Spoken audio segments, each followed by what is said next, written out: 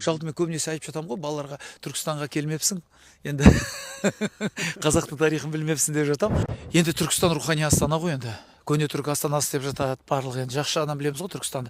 Бұрын соңды келіп жүргенбіз, қазіргі таңда Түркістан өте ерекше әдемі болып кеткен.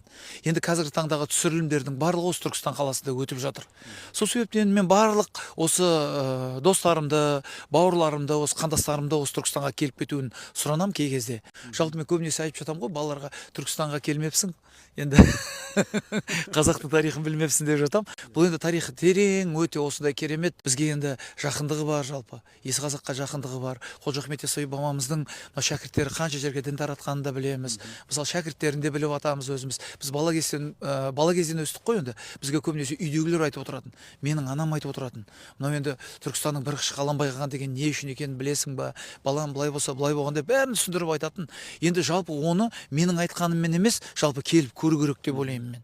Сіздерге рахмет, көп осы Түркістанды насихаттап, келіп, бізді іздеп, сұхбат шешіп жатқандарыңызға. Жалпы Түркістанмен жұмыс жасай беру керек. Барлығын шақыру керек.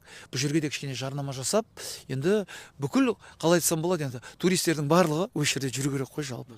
Менің ойым, Қожа Ахмет Яссауи бабамыздың кесенесін көру керек, міндетті түрде келіп. Сіздерде енді қанаттарыңыз талмасын.